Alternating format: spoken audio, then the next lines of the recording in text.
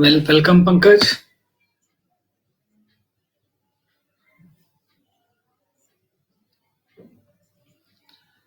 जय भादोरिया, मोनिका नारायण, स्वागत है आपका, आप लोगों का। नूर खान, देखिए आप लोग ज्वाइन कर रहे हो तो मैं आप लोगों से ये एक्सपेक्ट करूंगा कि आप लोग रिस्पॉन्ड भी करेंगे। सिर्फ ज्वाइन ना करें, रिस्पॉन्ड करें तो फिर क्लास लेने का मतलब बनता है। देखिए मुकुल, रश्मि यादव, आयुष जायसवाल, सोनिया, राकेश, ठीक है, आप सभी लोग का स्वागत है। Today first day sir, very good. हर दिन कभी ना कभी पहला दिन ही होता है, इसलिए इट इज गुड, ठीक है, इसमें कोई चिंता की बात नहीं है। देखिए आज हम लोग का जो टॉपिक है वो बहुत इंपॉर्टेंट टॉपिक है, how to hit 100 questions of GS. ठीक है, आज पार्ट 1 है, कल पार्ट 2 होगा। तो एक तो ये है कि आप लोग जितने भी लोग अभी ज्वाइन हो, अंत तक बने रहना, छोड़ना नहीं क्लास को, क्योंकि क्लास का जो फायदा है वो पूरा करने पर ही मिलता है। 45 डेज लग के आसपास मैं क्लास लूंगा, 45 मिनट्स में क्लास लूंगा, 45 मिनट्स आप बने रहना, ठीक है। पहली बात तो ये। दूसरी इंपॉर्टेंट बात ये है कि आज का सेशन के साथ साथ कल के सेशन को भी आप करना जरूर। हाँ नमस्कार अमित, वेणुगोपाल, स्वागत है आप लोगों का, ठीक है। अब आप लोग देखिए, आप लोग में से बहुत सारे लोग, मैं समझता हूँ बहुत सारे लोगों को ये टॉपिक जो मैंने दिया है वो पसंद आया होगा, सुन के अच्छा लगा होगा, इसलिए ज्वाइन हुआ होंगे। बहुत सारे लोग ऐसे ही चलो जरा देख लेते हैं क्या है, इसलिए ज्वाइन हुआ होंगे, ठीक है। सब अलग अलग पर्पस से यहाँ पे आए हुए हैं, लेकिन एक चीज मैं जानता हूँ कि आप जिस भी पर्पस से आए हों, अब एक चीज क्लियर हो जानी चाहिए इस क्लास में कि आप यूपीपीसीएस के एग्जाम को देने वाले हैं, और यूपीपीसीएस के एग्जाम को क्रैक करने के लिए 100 क्वेश्चन कैसे आसानी से किए जाए ये जानने में आप इच्छुक हैं। आज की जो क्लास है, आज की लेक्चर है, वो इसी बात पर आधारित है, ठीक है। 100 से प्लस भी स्कोर करना होता है, लेकिन मैं आपको 100 क्वेश्चन का वो एरिया बताना चाहता हूँ जो आप बेहद सरलता से कर सकते हैं, जो बियॉन्ड इमेजिनेशन होगा, जिसमें आप बेशक 1 महीना 2 महीना की स्टडी में आप ये 100 क्वेश्चन कर सकते हैं। जब आप शुरू में तैयारी करते हैं तो बच्चों को ये पता नहीं होता है, वो सब कुछ पढ़ रहे होते हैं, लेकिन जो क्वेश्चन एरिया होता है जहाँ से मैक्सिमम क्वेश्चन आते हैं, वो एरिया बिल्कुल डिफरेंट होता है। तो मैं आज वो आपको बताना चाहता हूँ, हिट 100 क्वेश्चन इन जीएस 1।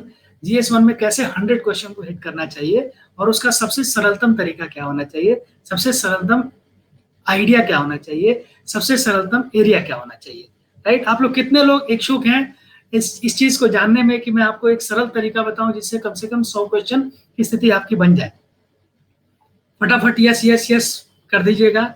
जो लोग डिटेल्ड स्टडी जानेंगे उनके लिए मैं बात करूंगा। चलिए, आप लोगों में से अधिकांश लोग 30+ लोग ये कह रहे हैं कि आप लोग 43 लोग, 45, 48, 40, 53, 55, वाह बहुत तेजी से ये बढ़ रहा है कि वो 100 को 62, राइट 65, 68, 69, 73, 75, 77, 79। आप लोग बहुत तेजी से संख्या आपकी बढ़ रही है। आप लोग चाहते हैं कि मैं आपको बताऊं कि वो कौन सा तरीका है जिससे आप यूपीपीसीएस में 100 क्वेश्चन सरलता के साथ करने में सफल हो जाएं। बिल्कुल, मैं इसमें 103, चलिए 100 का मार्क भी आप लोग इस चीज को जानने में इच्छुक हो, ये बहुत इंटरेस्टिंग और बहुत अच्छी बात है। 114-15 आपका बढ़ता ही जा रहा है, वेरी गुड वेरी गुड। आप सब लोग बहुत सीरियस कैंडिडेट हो, और हर इंसान को सफल तैयारी इसलिए ही करनी चाहिए क्योंकि वो तैयारी में सक्सेसफुल होना चाहे, ठीक है ना। तैयारी इसलिए कभी नहीं करनी चाहिए कि तैयारी कर रहे हैं। जब भी आप तैयारी करने जा रहे हो, आपके दिमाग में एकदम क्लियर गोल होना चाहिए कि I have to make it, मुझे इसको तोड़ना है, ठीक है ना। और माझी फिल्म देखा होगा ना आप लोगों ने, शानदार जबरदस्त जिंदाबाद, देखा है ना, शानदार जबरदस्त जिंदाबाद। वही विल पावर डिटर्मिनेशन होनी चाहिए। उसने माझी ने ये बताया कि कैसे एक इतना संसाधन विहीन, जिसके पास खाने तक की प्रॉब्लम हो, वो भी इतना बड़ा उद्देश्य ले सकता है, और कैसे उस इतने बड़े उद्देश्य को पूरा करने की कोशिश कर सकता है। उसके जो 3 शब्द हैं वो बड़ी मोटिवेशनल है।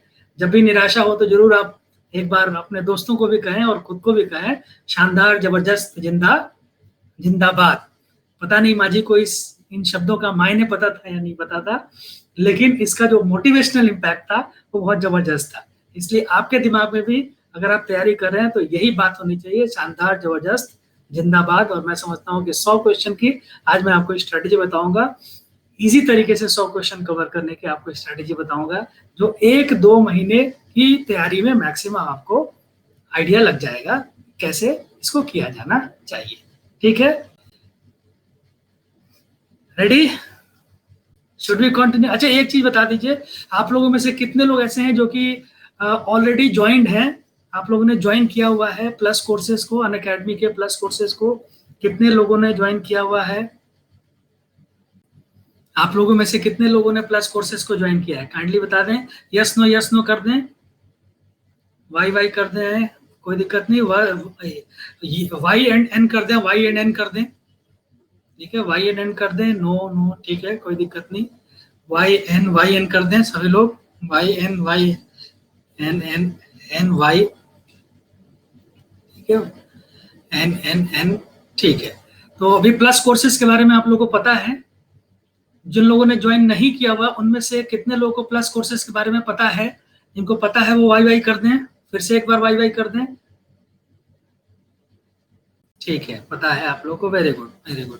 तो प्लस कोर्सेज आप लोग ज्वाइन करते हैं, बिल्कुल ज्वाइन कर रहे हैं। मुझे लगता है कि इससे अच्छा आपको प्रेजेंट टाइम में कोई प्लेटफॉर्म नहीं मिलने वाला है जिसमें इतने मतलब बल्क में, इसको कहते हैं ना, बल्क में क्वालिटी फैकल्टीज। आप लोग शायद जो फैकल्टीज इस कैटेगरी में, यूपीएससी कैटेगरी में पढ़ा रही हैं, उनके बारे में आपको कुछ लोगों को पता होगा, लेकिन अधिकांश लोग शायद नहीं भी जानते होंगे। लेकिन मैं 20 साल से इस इंडस्ट्री में हूँ, मैं आपको बहुत आसानी से कह सकता हूँ कि इसमें जो इस इंडस्ट्री के यूपीएससी पीसीएस की तैयारी करने वाली जो उद्योग है, इंडस्ट्री है, दिल्ली से लेकर इलाहाबाद, पटना, लखनऊ, आगरा, बनारस, सभी जगह फैली हुई है, गोरखपुर, ठीक है, इन पूरे इलाके में जो तैयारी हो रही है उसमें जो दिग्गज और महारथी लोग हैं, उन महारथियों में से कई लोग आपके इस प्लेटफॉर्म पे पढ़ा रहे हैं। और जिस फीस में पढ़ा रहे हैं वो मैं समझ सकता हूँ कि ये फ्री में आपको इनफैक्ट पैसा दे के पढ़ा रहे हैं, क्योंकि ऐसी ऐसी फैकल्टीज यहाँ पे मौजूद हैं जिनसे मिलने के लिए भी आपको पैसे खर्च करने पड़ सकते हैं, लेकिन यहाँ पे वो सब आपको निःशुल्क अवेलेबल है और बहुत ही कम पैसे में अवेलेबल है। फीस की जो कोर्स है अनअकैडमी प्लस पे यूपीपीएससी कैटेगरी में, 2 साल की सब्सक्रिप्शन सिर्फ 7500 रुपए में है, 7560 रुपए में। 1 साल की सब्सक्रिप्शन सिर्फ 6300 रुपए में। मुझे तो विश्वास ही नहीं होता है कि ये सब मेरी अपनी कोर्स की जो फीस है ऑफलाइन क्लास की, यूपीएससी की कोर्स की फीस 1,80,000 रुपए, पीसीएस लेवल की क्लास की जो फीस है वो 60,000 है। तो मैं आपको क्या बताऊं, और ये सारी चीजें यहाँ पे उपलब्ध हैं with all good faculties and quality content just in 6,300, unimaginable. और वो भी 1 साल के लिए पूरा अनलिमिटेड आप पढ़ते रहिए टीचर्स को, ठीक है, टेस्ट क्विज लगातार दुनिया भर के कार्यक्रम होते हैं जो ऑफलाइन कोचिंग में पॉसिबल ही नहीं है। तो ये जो चीज है ना, ये सब बहुत जबरदस्त इस पे अवेलेबल है। और मैं आपको सजेस्ट करूंगा कि जब भी आप प्लस कोर्सेज को अगर, क्योंकि ये तो बहुत बिल्कुल आप इंटरनेट के जो यूजेस करते हैं ना, जियो मोबाइल, ये सब वो सब, उन सब के कॉस्ट पे आपको ये कोर्स मिल रहा है। तो just buy it, subscribe it as soon as possible to gain to maximize your gains, right. और जब भी आप ज्वाइन करें तो एक कोड आप जरूर यूज करना, OPC10, ये कोड है मेरी, ठीक है, OPC10, इस कोड को आप यूज करना। इसको यूज करने से आपको 10% का डिस्काउंट भी मिल जाएगा। अब आइए हम लोग आते हैं अपने मसले पे, और मसला है, मैं समझ सकता हूँ आप लोग इम्पेशेंट हो रहे होंगे, लेकिन आपका पेशेंस डेवलप कराना भी मेरा काम है। इम्पेशेंट नहीं हो रहा है। ऑनलाइन में एक प्रॉब्लम ये आती है जरूर कि बहुत जल्दी इंसान इम्पेशेंट होने लगता है। अरे भाई, ऑफलाइन में 3-3 घंटे की क्लास होती है, ऑनलाइन में 1 घंटे की क्लास है, कम से कम थोड़ा पेशेंस तो रखो यार। जब तक बैकग्राउंड नहीं बनाएंगे कैसे बातें हो पाएंगी, जरा सोचो, ठीक है ना। और ठीक है ना, हर चीज जरूरी है, ठीक है। और हैव पेशेंस, आप जब प्रशासन में जाएंगे तो आपको बहुत पेशेंस की जरूरत पड़ेगी, राइट। तो आइए अब अपने मसले पे हम लोग आते हैं, और ये मसला है, इसको बोलते हैं हिट 100 क्वेश्चंस इन GS1। कैसे 100 क्वेश्चन को हिट किया जाए जीएस में।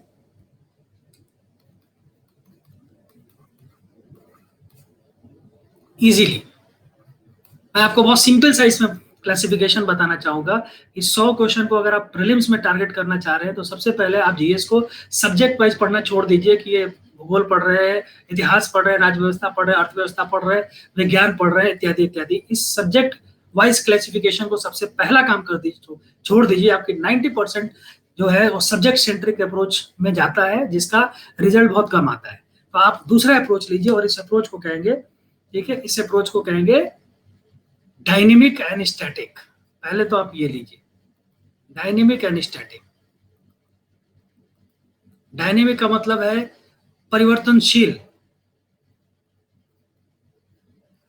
और स्टैटिक का मतलब है स्थिर, जिसमें कोई परिवर्तन नहीं होता है। तो आपके जीएस के दो सेगमेंट्स होंगे, डायनेमिक सेगमेंट होगा और स्टैटिक सेगमेंट होगा। अब जितने भी विषय हैं उन सभी विषयों में डायनेमिक सेगमेंट होगा, उन सभी विषयों में स्टैटिक पोर्शन होगा। अब आप देखिए, खुद आप देखिएगा, जो स्टैटिक पोर्शन है जिसमें आप ज्यादा अपना समय व्यतीत करते हैं, उससे क्वेश्चंस कितने आते हैं। तो साल दर साल आप क्वेश्चन देखिए कम होता चला जा रहा है, जब से यूपीपीसीएस का नया पैटर्न आया है जो कि यूपीएससी के पैटर्न पे आधारित है। तो यूपीएससी का पैटर्न भी अगर साथ में आप ले लेते हैं तो और बेहतर तरीके से एनालिसिस कर पाएंगे। तो इन दोनों, यानी कि 18, 19 और अभी 20 का पेपर होने वाला है प्रीलिम्स का यूपीपीसीएस का, और यूपीएससी का 2015 में सीसेट को क्वालिफाइंग करने के बाद का पैटर्न, या 2011 में सब्जेक्ट हटने के बाद जो सीसेट का पैटर्न है, वो आप जहां से भी लेना चाहें ले लें, 2011 ले लें या 2015 ले लें। तो 2 साल के यूपीपीसीएस के प्रश्न और 3, 4, 5 सालों के यूपीएससी के प्रश्नों की स्थिति देखेंगे तो स्टैटिक पोर्शन से जो क्वेश्चन की संख्या है उसमें लगातार गिरावट आ रही है, और ये 40% के आसपास रह गया है, जिसमें आप 80% अपना टाइम देते हैं उसमें 40% क्वेश्चंस आते हैं, और जिसमें आप अपने पूरे प्रिपरेशन का 20% टाइम देते हैं, उससे जो क्वेश्चन की संख्या है वो 60% हो गई है। अब अंदाजा लगाइएगा कि अगर 100 क्वेश्चन आपको आसानी से हासिल करना है तो आपको कहाँ फोकस करना चाहिए। और ये जो पॉकेट है, इसको आप कहते हैं स्टैटिक पॉकेट, इसमें क्या क्या आता है, इसमें देखिए प्राचीन भारत आता है, एंशिएंट, मध्यकालीन भारत आता है, ठीक है, इसमें आधुनिक भारत आता है। आधुनिक भारत का कौन सा पोर्शन, 1707 से लेके 1757 तक का, जो खूब पढ़ते रहिए और रोज भूलते रहिए, वो वाला, प्राचीन वाला, मध्य वाला। उसके अलावा भूगोल, विश्व का भूगोल आप पढ़ते रहते हैं, सारी नदियां और पहाड़ सब पढ़ते रहते हैं, सारे जलडमरू मध्य रखते रहते हैं, ठीक है। विश्व, भारत का भूगोल, भारत की सारी नदियां इत्यादि इत्यादि। विज्ञान, इसमें आप जीव विज्ञान, रसायन और भौतिकी, बैकग्राउंड नहीं है आपकी साइंस में तो कितना भी साइंस आप पढ़ेंगे उसकी एक लिमिटेशन रह जाएगी, तो ये नॉन बैकग्राउंडेड सब्जेक्ट्स हैं। उसी तरीके से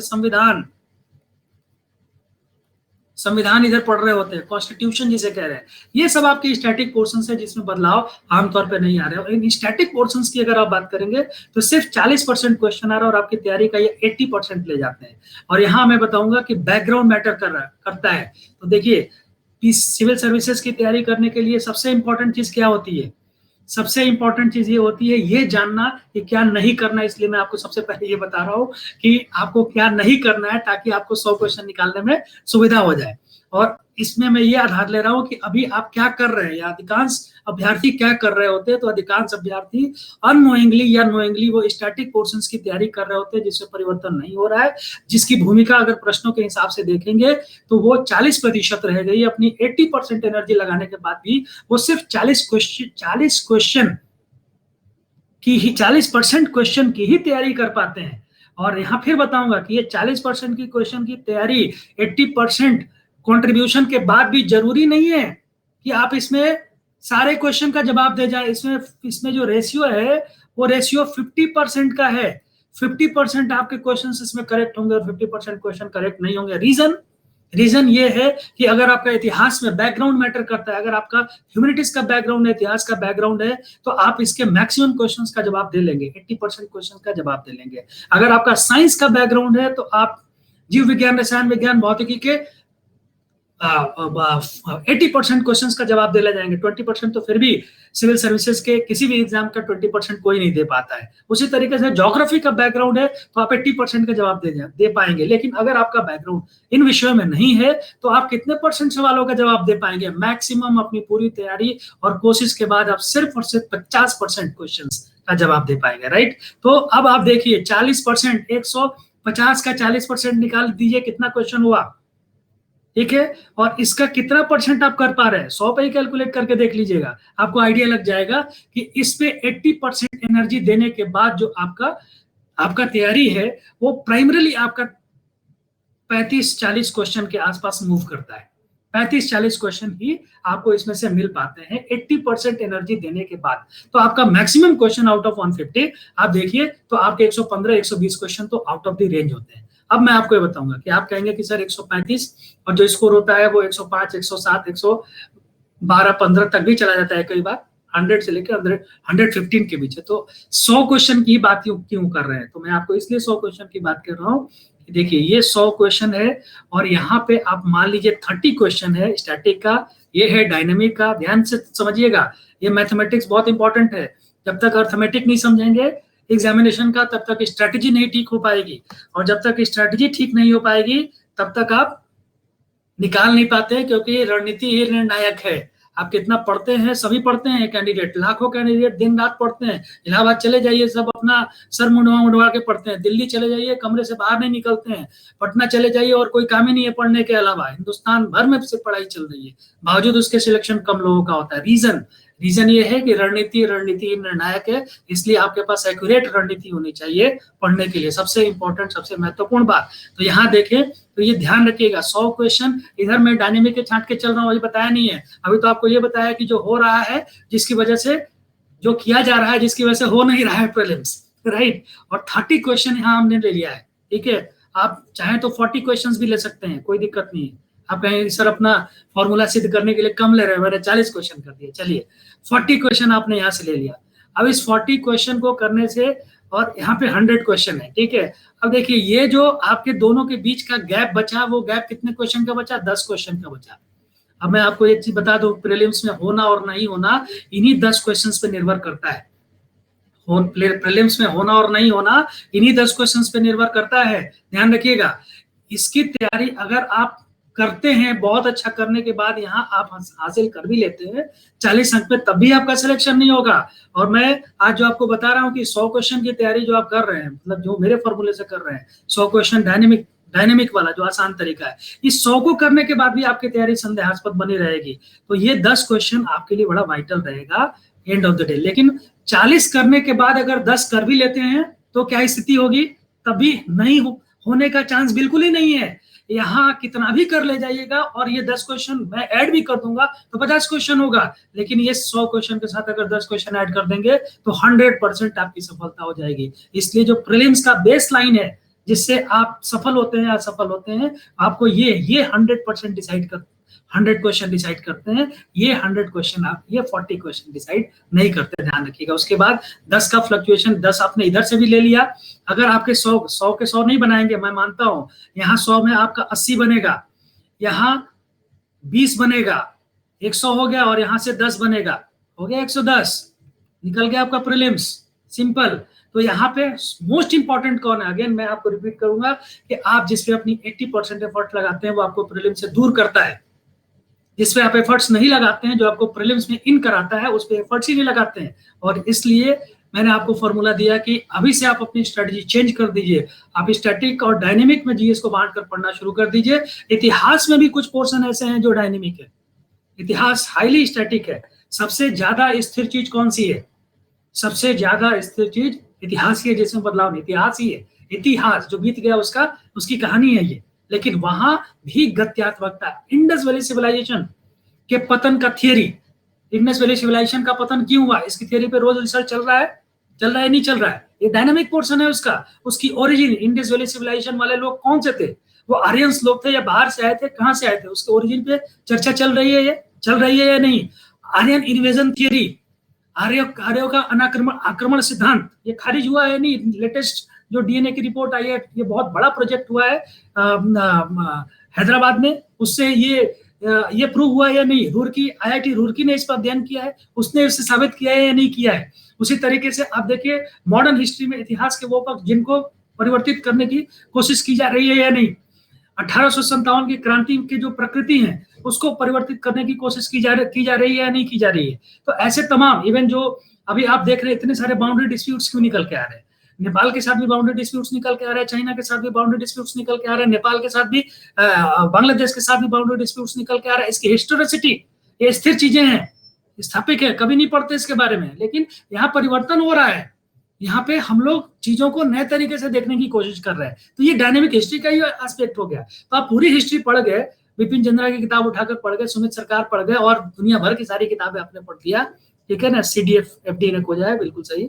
तो अभी आप गत्यात्मक पक्ष को नहीं पढ़ते हैं तो आपके हिस्ट्री के क्वेश्चंस पढ़े हुए नहीं लड़ेंगे, ठीक है। आप पूरी कॉन्स्टिट्यूशन रट गए, लक्ष्मीकांत उठाकर शुरू से लेकर अंत तक रट गए। पहले DD वासु रटा करते थे, फिर सुभाष कश्यप रटना शुरू कर दिया, और अब क्या रट रहे, अब रट रहे लक्ष्मीकांत। रट जाइए, क्वेश्चन आएगा RTE के प्रोविजन से, क्वेश्चन आएगा RTI के प्रोविजन से, क्वेश्चन आएगा फूड सिक्योरिटी एक्ट के प्रोविजन से। तो अभी कॉन्स्टिट्यूशन पे आपने पूरी एफर्ट्स डाल दी, तो वो डायनेमिक एस्पेक्ट नहीं है, स्टैटिक है। कॉन्स्टिट्यूशन का तो मोर और लेस देखिए स्टैटिक है, उसमें जो कॉन्स्टिट्यूशनल अमेंडमेंट हो रहे हैं वही बस मान्य है। GST का कॉन्स्टिट्यूशनल अमेंडमेंट कॉन्स्टिट्यूशनल अमेंडमेंट था, ठीक है। तो आप ये कितने कॉन्स्टिट्यूशनल अमेंडमेंट करें, कॉन्स्टिट्यूशन अपने आप में वो स्थिर है। कॉन्स्टिट्यूशन के प्रोविजन से ताकत लेकर जो उसमें बदलाव किए जा रहे हैं वो गवर्नेंस कहलाता है, जिसमें आप तमाम तरह के कानून नए बना रहे हैं, आप संस्थाएं नई बना रहे हैं, नियमावली नया बना रहे हैं। GST पे क्वेश्चन आपको दुनिया भर का पूछा जा रहा है, राइट। तो अभी कॉन्स्टिट्यूशन पढ़ रहे हैं तो आपके क्वेश्चन नहीं फंसेंगे स्टैटिक। तो अभी आपको डायनेमिक, कॉन्स्टिट्यूशन का ही डायनेमिक एस्पेक्ट है, जिसमें आपको लॉज, लेजिस्लेशंस, इश्यूज, मसले, मुद्दे, विवाद, कंट्रोवर्सीज, वो सब पढ़ने हैं। ये सब आपके डायनेमिक नेचर की चीजें हो जाएंगी। वैसे ही अगर आप ज्योग्राफी की बात करते हैं तो ज्योग्राफी में भी जो डायनेमिक एस्पेक्ट है उसको पढ़ने की कोशिश करनी है।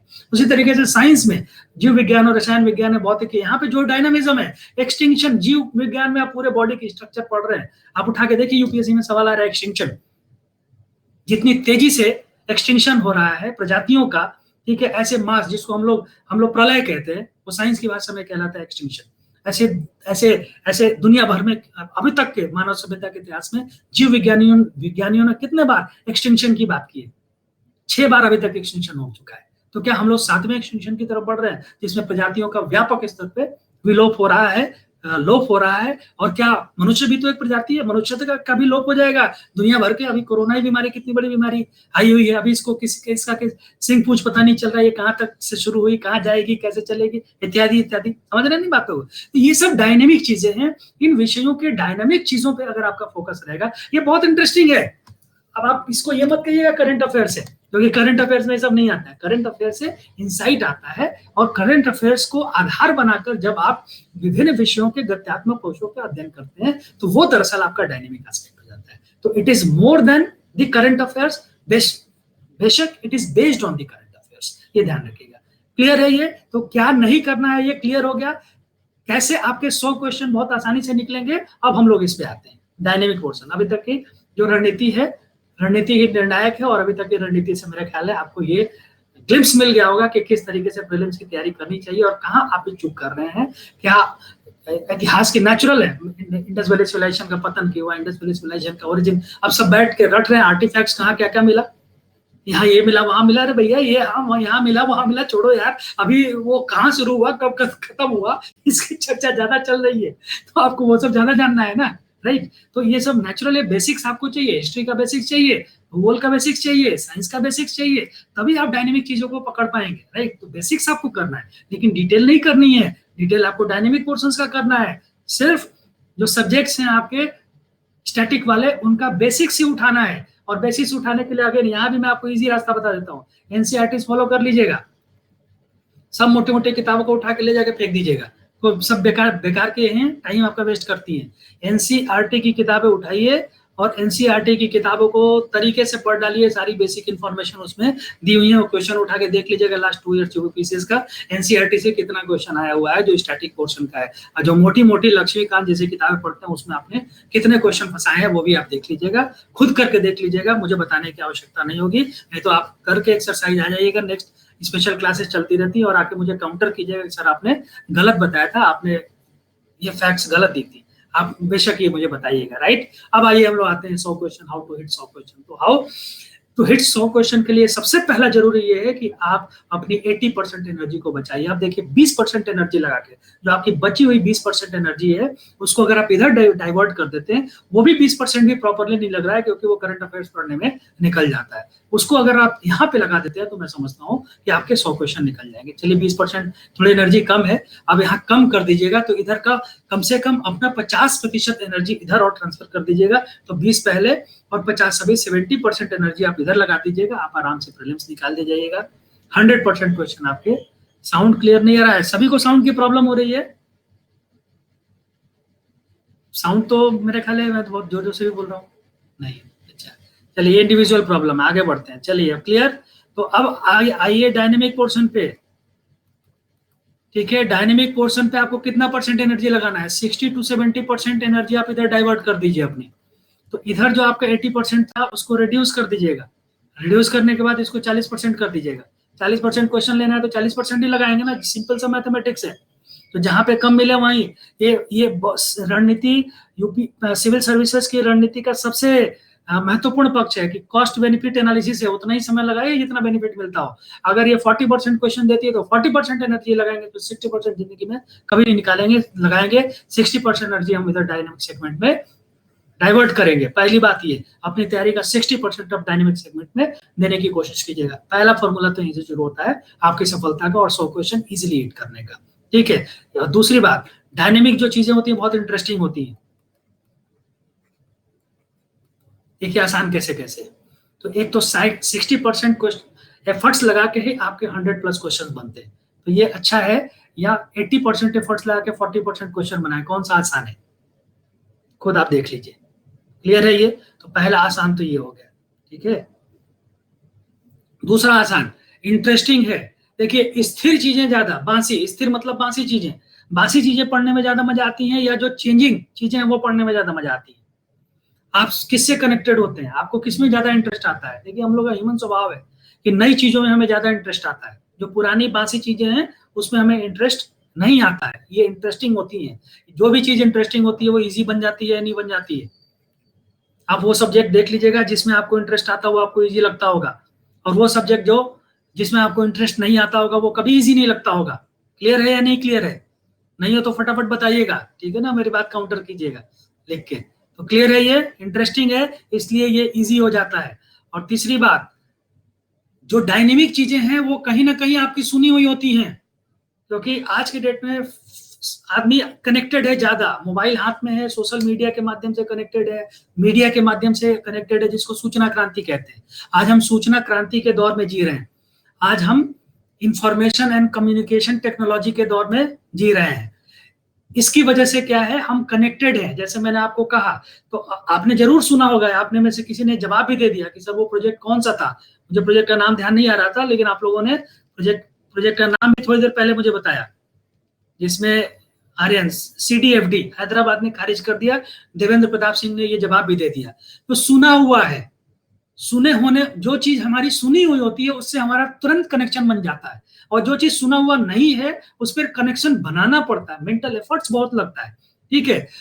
यंग हस्बैंड का अभियान कहाँ का था? अब ढूंढते रहिए यंग हस्बैंड का अभियान कहाँ का था, तिब्बत का था कि नेपाल का था कि भूटान का था, कब का था? सुना हुआ नहीं है। इतिहास अगर नहीं पढ़ा हुआ है, इतिहास अगर पहले पढ़ा हुआ भी था, भूल गए हैं, तो आप कितना भी कनेक्शन बनाने की कोशिश कीजिएगा, डिफिकल्ट होगा। ठीक है। लेकिन प्रेजेंट टाइम में जो चर्चाएं चल रही हैं उस पर आपकी बहुत इजीली आपका अवेयरनेस चला जाता है, राइट? ये सुनी हुई चीजें हैं, और जो सुनी हुई चीजें होती हैं उसको कहते हैं कि उसमें कल्पना की आवश्यकता नहीं पड़ती, आप कनेक्टेड होते हैं, और कनेक्टेड होने से आपको बहुत कुछ उसके बारे में पता होता है, तो उसमें आपके लिए थोड़ी सरलता हो जाती है उसको कवर अप करने के लिए। तो डायनेमिक सेगमेंट आप देखिए इन चीजों की वजह से। और एक और चीज में मैं बताऊंगा कि डायनेमिक चीजें जल्दी याद होती हैं। अगर याद के लिहाज से देखेंगे तो इनकी मेमोरी जो होती है ना वो भी बहुत जल्दी होती है, फटाक से आप इसको याद कर ले जाते हैं। जितने स्टैटिक पोर्शन है, आप नदियां रटिए, सारी नदियां कहाँ कहाँ हैं, कहाँ कहाँ से निकलती है, किस देश में है, रटिए सारे पहाड़, रेगिस्तान सारे रटते रहिए कि किस देश में, किस कॉन्टिनेंट में कौन सा रेगिस्तान है। ये स्टैटिक रोज याद कीजिए, रोज भूलिए। इतिहास के नाम याद करते रहिए, वर्ष याद करते रहिए, रोज पढ़िए, रोज भूलिए। 10 बार पढ़ने के बावजूद भी हो सकता है या एग्जाम के टाइम पे आप भूल जाए, इसके 90% चार्जेस, कंफ्यूजन क्रिएट हो जाती है। तो भैया ऐसे एफर्ट्स नहीं लेने हैं। ये डायनेमिक सेगमेंट के जो फैक्ट्स होते हैं वो आसानी से याद हो जाते हैं, बहुत ज्यादा एफर्ट्स नहीं लगाना पड़ता। इन सब चीजों की वजह से आपकी जो डायनेमिक सेगमेंट है वो इजी है, इजी टू कवर है, लेस टाइम टेकिंग है, इसमें लेस टाइम लगता है, क्वेश्चन ज्यादा निकलने के चांसेस हैं।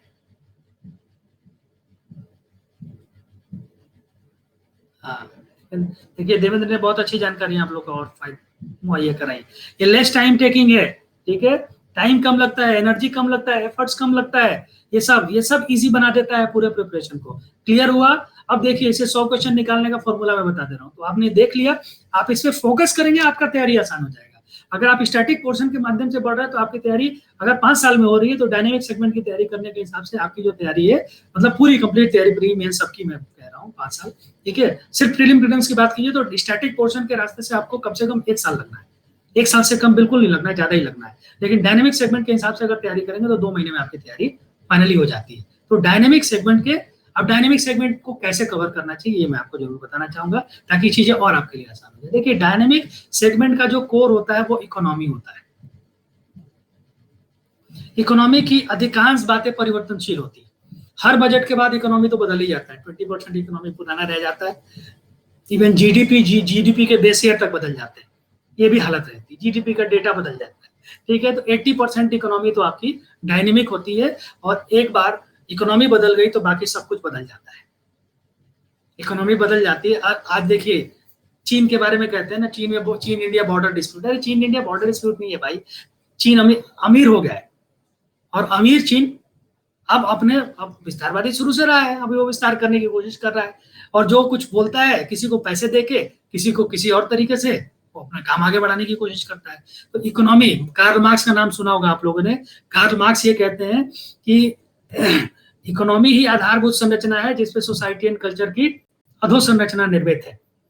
सब कुछ बदल जाता है, इकोनॉमिक्स बदल दो, कल्चर, हिस्ट्री, रिलीजन, सब कुछ बदल जाएगा, सब कुछ इकोनॉमी पर बेस्ड होती है, इसलिए हाईली डायनेमिक है, एंड मोस्ट ऑफ द चीजें इसी पर बेस्ड है। इसलिए इकोनॉमी बदलेगी तो सब्सिक्वेंट चेंजेस आपको पॉलिटी में भी दिखाई देगा, इसका पॉलिटी भी बदलेगी, डिप्लोमेसी भी बदलेगी। आज देखिए इंडिया की डिप्लोमेसी अलग तरीके से क्यों चल रही है, क्योंकि इंडिया की इकोनॉमिक रियलिटी चेंज हुई है।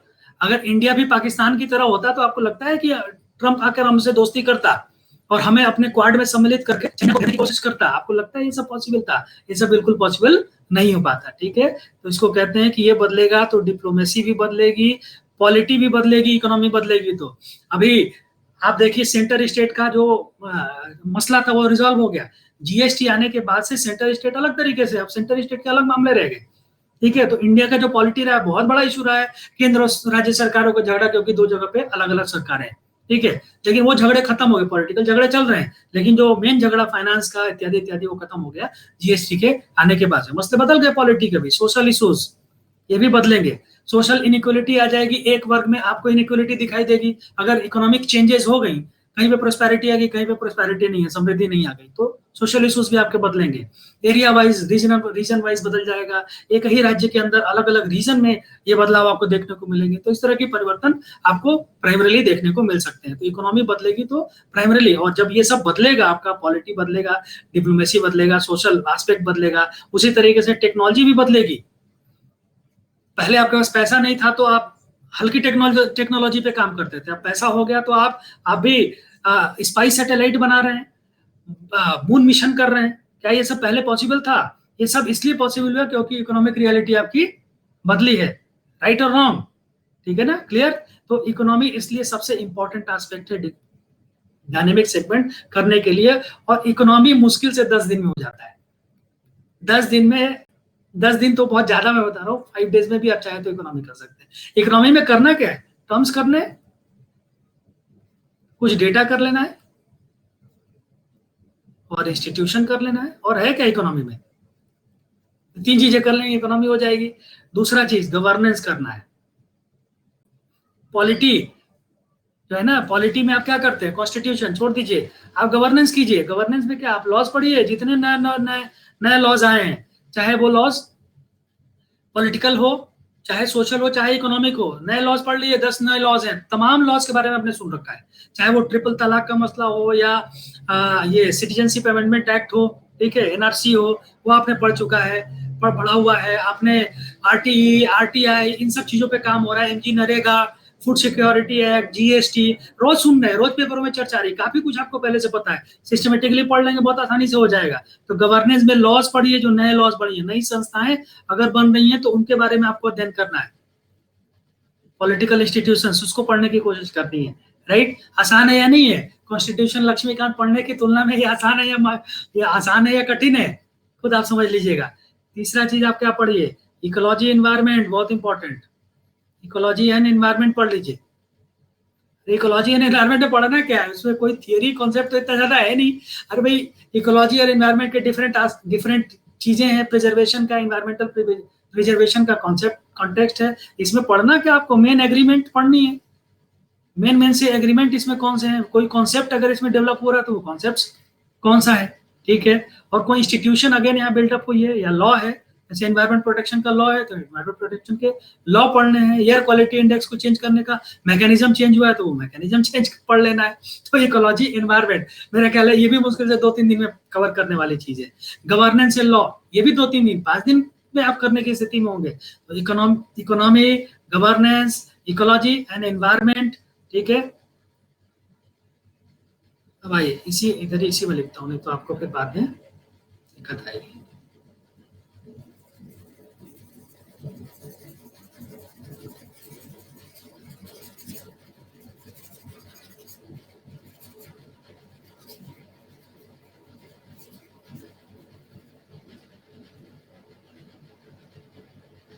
ठीक है, अब देखिए 3 के अलावा चौथा मैं आपको एस्पेक्ट बता रहा हूँ जो करना है, वो करना है freedom struggle. 1957 to 1947,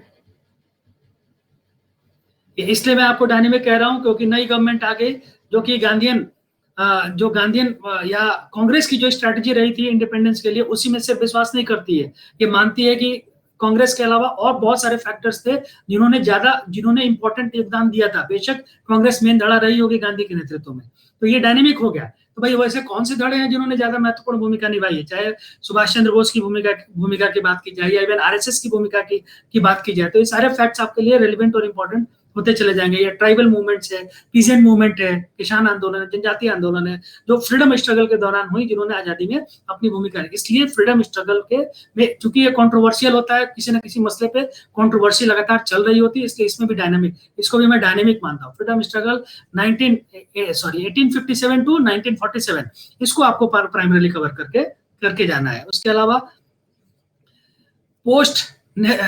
post independence या नेहरूवियन एरा, आप क्वेश्चन उठा के देखिए नेहरूवियन एरा से कितने क्वेश्चन आ रहे हैं। नेहरूवियन एरा 1947 टू 64, ये नेहरूवियन एरा माना जाता है, ठीक है। हाँ, 1947 टू 64 ये नेहरूवियन एरा है, क्योंकि अब प्रेजेंट में जो भी काम हो रहा है उसमें नेहरू की आलोचना की जा रही है। तो उस दौरान कहते हैं कुछ लोग कि नेहरू मॉडर्न इंडिया के आर्किटेक्ट थे। बहुत सारे लोग इसको नहीं भी मानते, सबके अपनी राय है। कुछ लोग कहते हैं कि वो आर्किटेक्ट थे, कुछ लोग कहते हैं वो आर्किटेक्ट नहीं थे। तो नेहरूवियन एरा आपको करके जाना है, उस समय इकोनॉमी में क्या हुआ, पॉलिटी में क्या हुआ, उस समय इंस्टीट्यूशन क्या क्या बिल्टअप किए गए, फॉरेन पॉलिसी में उसमें उस समय क्या क्या हुआ, ठीक है। तो ये आपका डायनेमिक सेगमेंट है, इसमें आपको कवर करना है। तो अब ये देखिए आपके इकोनॉमी हो गया, गवर्नेंस हो गया, इकोलॉजी हो गई, ठीक है। और फाइनली इसमें मैं एक और चीज डालूंगा और वो है science and technology. Science and technology, जो साइंस एंड टेक्नोलॉजी में नए नए इनोवेशंस हो रहे हैं उसको आपको देख के जाना चाहिए। और लास्टली करंट अफेयर्स, मैंने करंट अफेयर्स को लास्ट में इंपॉर्टेंस दिया है कि पूरा सिर्फ करंट इसको मत बनाइएगा, एक्चुअल महीने में आपका पूरा का पूरा ये जो डायनेमिक सेगमेंट है ये करंट ड्रिवन है। इसको मैं कहता हूं कि ये करंट ओरिएंटेड जीएस है। ये जीएस कैसा है, तो ये करंट ओरिएंटेड, इसको मैं सीओ जीएस कहता हूं, ये करंट ओरिएंटेड जीएस है। तो डायनेमिक सेगमेंट वो है जो करंट ओरिएंटेड है। करंट तो ये ऐसा है कि इसके बिना, ये बैकबोन है, इसके बिना काम नहीं चलेगा, लेकिन इतना ही सफिशिएंट नहीं है। 6 महीने का, साल भर का कम से कम। और सबसे इंपॉर्टेंट डॉक्यूमेंट आपका करंट अफेयर्स के लिए आप मैगजीन कहते हैं, मैं कहता हूँ मैगजीन नहीं है सबसे इंपॉर्टेंट सेगमेंट है इकोनॉमिक सर्वे। इससे बढ़िया कोई करंट अफेयर्स नहीं है। बजट आप उठा के देख लीजिएगा, मेरी बात प्रमाणित हो जाएगी। आप एक बार इस पे एक्सरसाइज करके देखिएगा, अक्षर से मेरी बात प्रमाणित होगी। घटना चक्र की भूमिका और ये सब खत्म हो चुकी है, ये सब तो बताने की। सोशल मीडिया पे तो पिछली बार लोग रो पड़े थे प्रीलिम्स वाले एग्जाम के बाद से, इसलिए उसमें बातचीत करने की जरूरत ही नहीं है। ठीक है ना। इकोनॉमिक सर्वे और बजट, ये सबसे इंपॉर्टेंट करंट अफेयर्स का डॉक्यूमेंट। आप देखिए, मैं ये कह रहा हूँ कि डायनेमिक चीजें इकोनॉमी से गवर्न हो रही हैं, ठीक है। और इकोनॉमिक सर्वे क्या होता है, जो बीता हुआ साल है उसके बारे में बताता है, बीते हुए साल में हम लोग का इकोनॉमिक का परफॉर्मेंस कैसा रहा है। आपको लगता है कि इकोनॉमी वैक्यूम में परफॉर्म करती है? नहीं करती है। इकोनॉमी को परफॉर्म करने के लिए उसको कानून चाहिए, उसको पॉलिटिकल सपोर्ट चाहिए, संस्थाओं का सपोर्ट चाहिए, पॉलिसी का सपोर्ट चाहिए, स्कीमों का सपोर्ट चाहिए, सामाजिक डिस्टर्बेंसेस का नहीं होना चाहिए, ग्लोबल लेवल का अच्छे से होना चाहिए। आपकी इकोनॉमी वैक्यूम में इंडिपेंडेंटली नहीं चलती है, कनेक्टेड है वो बहुत सारी चीजों से। तो आप देखिएगा इकोनॉमिक सर्वे उठा के, उसमें सारी चीजों की चर्चाएं की हुई रहती हैं। उसमें आपका सोशल डेवलपमेंट से लेके इकोनॉमिक इंफ्रास्ट्रक्चर तक की चर्चाएं की रहती हैं। यहाँ तक कि उसमें यह भी चर्चा की गई रहती है कि किस किस तरह की संस्थाओं का महत्व बढ़ रहा है, किस तरह की संस्थाएं नई नई सृजित की जा रही है, गवर्नमेंट की पॉलिसीज क्या है, वो ऑलरेडी इकोनॉमिक सर्वे में डिटेल में ये चीज दिया हुआ होता है, जो पिछले साल के अनुभवों के आधार पर लिखा जाता है। भारत सरकार का डॉक्यूमेंट होता है, इसलिए उससे ऑथेंटिक डॉक्यूमेंट कुछ भी नहीं हो सकता। हर प्रशासनिक व्यक्ति उन्हीं चीजों के माध्यम से, वो बनता कैसे इकोनॉमिक सर्वे, सारे डिपार्टमेंट्स अपनी बातें रखते हैं वित्त मंत्रालय के पास, और वित्त मंत्रालय फाइनली उसको एक डॉक्यूमेंट में समराइज कर देता है, जिसको आर्थिक, और अल्टीमेटली आप जब एसडीएम डीवाईएसपी या कोई भी पद पे जाते हैं तो आप किसी डिपार्टमेंट को ही तो वहां रिप्रेजेंट कर रहे होते हैं। इन्हीं डिपार्टमेंट के स्कीम्स को, पॉलिसीज को आपको इंप्लीमेंट करना होता है।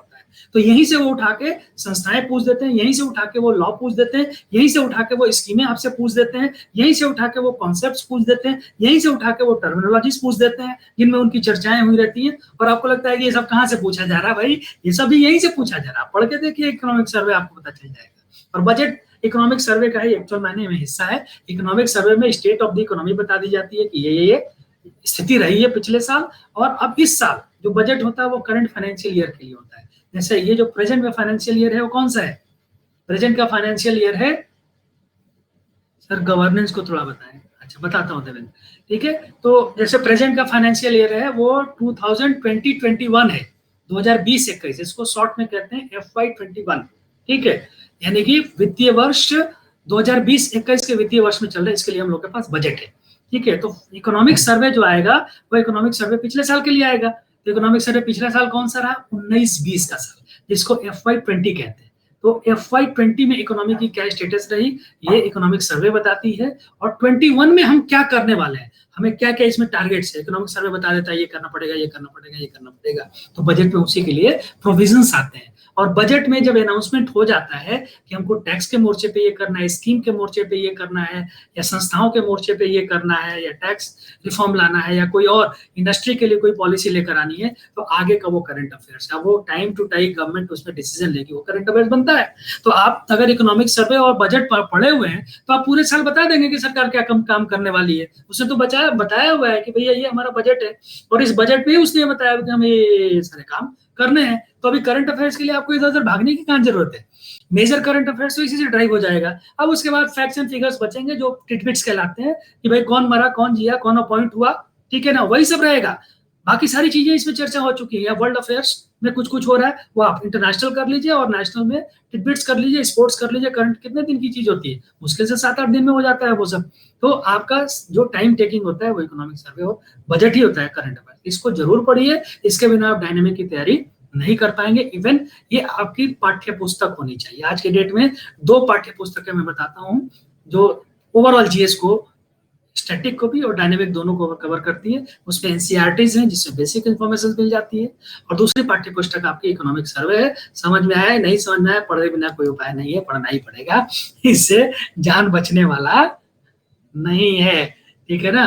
तो तो मैं समझता हूँ कि डायनेमिक सेगमेंट 100 क्वेश्चन यहाँ से निकालना इजी है, इसको आप करते हैं तो डायनेमिक सेगमेंट में। अब इसमें फर्दर कल मैं आपको और ये बताऊंगा कि इनमें और घुस के बताऊंगा कि आपको माइन्यूटली क्या क्या करना। आज हल्का बुल्का हिंट किया है, कल आपको और उसमें बताऊंगा कि इसमें डिटेल में इसमें कौन कौन सा चीज है जो फोकस करेंगे तो आपके 100 क्वेश्चन आसानी से और कवर हो जाएंगे। ये डिटेल होगा कल की क्लास में, इसकी हम लोग चर्चाएं करेंगे। अब हम लोग क्वेश्चन आंसर करेंगे। आपके जो क्वेश्चन है वो काइंडली रखें ताकि आपके क्वेश्चन का भी मैं जवाब दे सकूं। जैसे एक क्वेश्चन है देवेंद्र का कि गवर्नेंस को मुझे थोड़ा और बताना है। गवर्नेंस का मतलब क्या होता है? देखिए, गवर्नमेंट और गवर्नेंस में अंतर है। यूपीएससी के इंटरव्यू में पूछा ना बहुत लोगों से सवाल, तो गवर्नमेंट और गवर्नेंस में क्या अंतर है ये समझना है। गवर्नमेंट का मतलब होता है स्ट्रक्चर, सिस्टम, ठीक है, इंस्टीट्यूशंस, संस्था, ठीक है, ढांचा, जिससे आप, इसका उद्देश्य होता है टू रूल पीपल, लोगों को शासित करना है। और गवर्नेंस का मतलब होता है जब इन्हीं गवर्नमेंट के ढांचे को आप टू सर्व पीपल के उद्देश्य से इस्तेमाल करते हैं। तो गवर्नेंस इज पीपल ओरिएंटेड, ठीक है, और गवर्नमेंट इज स्ट्रक्चर ओरिएंटेड। ये रूल करती है और ये सेवा करती है, उसको गवर्नेंस तकनीकी रूप से करते हैं। तो गवर्नेंस होता कैसे, कैसे सेवाएं करते हैं? तो सेवाएं करने के लिए आप कानून बना रहे हैं, आरटीई के मार्फत से आप सेवा कर रहे हैं, एजुकेशन की सेवा दे रहे हैं, आयुष्मान, चलिए वो लॉ नहीं है, आरटीआई के मार्फत आप सेवाएं दे रहे हैं, लोगों को सूचनाएं दे रहे हैं, सूचनाओं के मार्फत सेवा कर रहे हैं। तो ऐसे तमाम एफएसए, फूड सिक्योरिटी एक्ट के माध्यम आप सेवाएं दे रहे हैं, एमजी नरेगा। तो आप क्या करते हैं, लॉज बनाए हैं आपने, हाल फिलहाल में कई लॉज आपने बनाए हैं, क्योंकि ये लॉज ऐसे हैं जो कि, तो यहाँ पे फाइनली देखिएगा गवर्नमेंट में संविधान का पक्ष ज्यादा इंपॉर्टेंट हो जाता है कि आपका गवर्नमेंट का स्ट्रक्चर कैसा होगा, वो कॉन्स्टिट्यूशनल बॉडीज कौन कौन सी होंगी, वो संविधान में चर्चित है। तो ये संविधान हो जाता है, और यहीं पे जब इन संविधान के प्रावधानों से ताकत लेकर आप लॉज बनाते हैं तो ये लॉज आपके गवर्नेंस का हिस्सा बन जाता है। उसके अलावा इंस्टीट्यूशंस, अब ये लॉज बनाएंगे तो नई नई इंस्टीट्यूशंस बनानी पड़ेंगी आपको, ठीक है। तो नई नई संस्थाएं कौन कौन सी बनाई जा रही हैं, इन संस्थाओं के मार्फत से, और स्कीम्स, पॉलिसीज, ठीक है। तो ये सब आपके गवर्नेंस के प्राइमरीली पार्ट हो जाते हैं। तो एक्चुअल मायने में जो पॉलिटी का डायनेमिक एस्पेक्ट है वो आपका गवर्नेंस है। अब मेरा ख्याल है क्लियर हुआ आपका देवेंद्र? और किसी के पास कोई सवाल हो तो काइंडली सवाल रखें, ठीक है। तो मैं समझता हूं, ठीक है। अब डायनेमिक के लिए सोर्सेस की भी चर्चा होनी चाहिए। तो मैंने आपको सोर्स तो एक बता दिया कि किन किन सोर्सेस से आपको डायनेमिक चीजें पढ़नी है। तो पहला सोर्स आपका क्या है, तो इकोनॉमिक सर्वे पढ़िए, ये तो आपका पाठ्य पुस्तक है, ये आपका गीता है, गीता बाइबल है, गीता बाइबल कुरान है, ठीक है। इकोनॉमिक सर्वे डायनेमिक के लिए, बजट,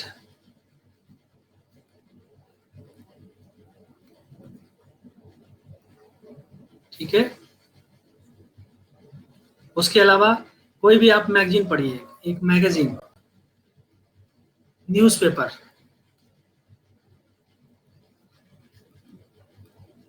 और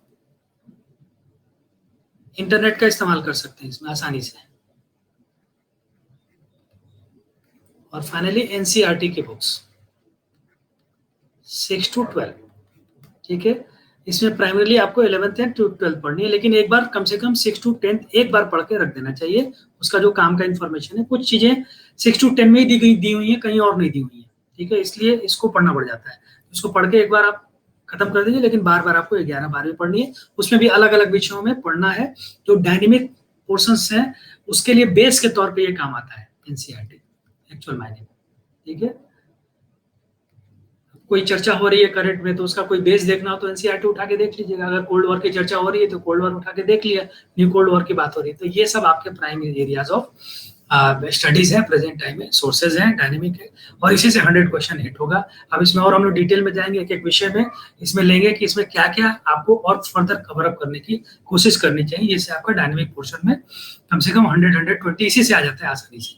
100-120 इधर से आ जाएगा, 100-190 भी आ जाए, और स्टैटिक पोर्शन से 20 क्वेश्चन आ जाए तो आपका 110 के आसपास हो जाएगा, 110 से 20 के बीच में स्कोर रखने की कोशिश कीजिए। तो आप स्टैटिक पोर्शन से 40 क्वेश्चन 50 क्वेश्चन मत कीजिए, 60 क्वेश्चन मत कीजिए, कम से कम क्वेश्चन वहां से लीजिए, ठीक है ना। वो फैकल्टीज बताएंगे, कोचिंग वाले बताएंगे तो बता देंगे ये ज्योग्राफी का ही है। अरे भाई हमको ये सब मत बताओ, हमको ये बताओ कि ज्योग्राफी में कितना डायनेमिक क्वेश्चन है, ज्योग्राफी में कितना स्टैटिक क्वेश्चन है, हिस्ट्री में इतने क्वेश्चन है, ये मत बताओ हिस्ट्री में कितना स्टैटिक क्वेश्चन है, कितना पोर्शन, कितना क्वेश्चन डायनेमिक है।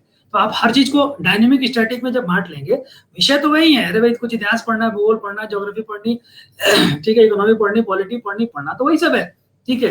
लेकिन उसको अप्रोच कैसे करें, तो अप्रोच स्टैटिक डायनेमिक, जो स्थिर है उसको कम पढ़िए, कम एनर्जी लगाइए, जो डायनेमिक है, जो चेंजिंग है, उसको आप थोड़ा खोजबीन करके उसकी तैयारी करने की कोशिश कीजिए। और मैं आपको यहाँ सजेस्ट करूंगा कि जो ऑनलाइन मीडियम है वही डायनेमिक चीजों की तैयारी करा सकता है, जो स्टैटिक मीडियम है वो नहीं करा सकता, ध्यान रखिएगा। और इसमें आपको अनअकैडमी प्लस पे बहुत जबरदस्त फायदा है, इसलिए आपको आंख मूंद के इसमें ज्वाइन कर लेना चाहिए। अगर आप ज्वाइन है तो बहुत ही अच्छा आपने डिसीजन लिया है, और ज्वाइन नहीं है तो एकदम से फटाक से ज्वाइन कीजिए। एक तो कोई रिस्क नहीं है, 7,000 रुपये कुछ नहीं होते हैं, 7,500 रुपये इट इज नथिंग। 2 साल के लिए तो महीने में 350 रुपये पड़ा, 350 रुपये 500 रुपये का तो मोबाइल का खर्चा होगा हर महीने का, कम से कम, ठीक है। 1 साल का ले लीजिए, 500 रुपये 600 रुपये के हिसाब से पड़ेगा। तो ऑनलाइन सिस्टम डायनेमिक चीजों को तैयार कराने के लिए मोस्ट एफिशिएंट और सक्षम होते हैं, इसलिए प्लस कोर्सेज को फटक से आप कीजिए। और जितनी कैटेगरीज हैं उसमें यूपीपीसीएस कैटेगरी का कोई तुलना नहीं है, मैं आपको बताऊंगा, यूपीपीएससी कैटेगरी का कोई तुलना नहीं है।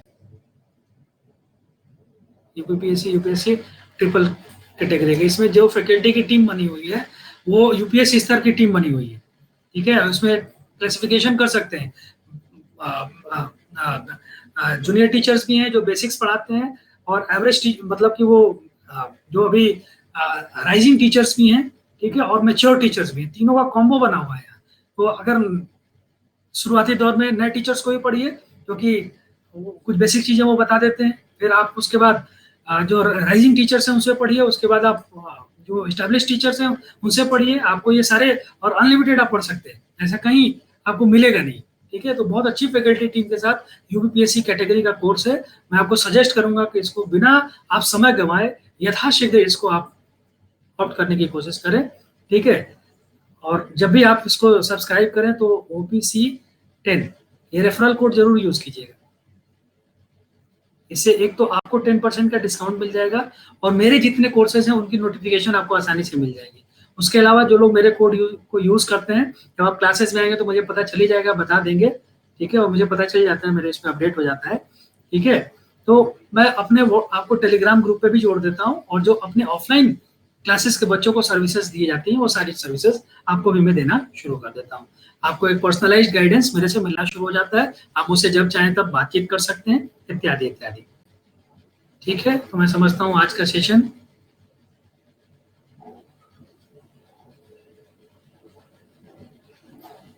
पंकज का ease of doing business report में किसी सिटी का सैंपल से देश की रिपोर्ट कैसे देते हैं, मैं समझ नहीं पा रहा हूँ आपका सवाल। ईज ऑफ डूइंग रिपोर्ट कैसे बनाते हैं आप, ये पूछना चाह रहे हैं तो, और या ये पूछना चाह रहे हैं सैंपल। देखिए कोई भी ये सब जो सर्वे बेस्ड होते हैं तो क्राइटेरियाज होता है, मुझे अभी क्राइटेरिया ध्यान नहीं है ईज ऑफ डूइंग क्या क्या क्राइटेरिया है, वो जो पढ़ाऊंगा तभी याद रहेगा।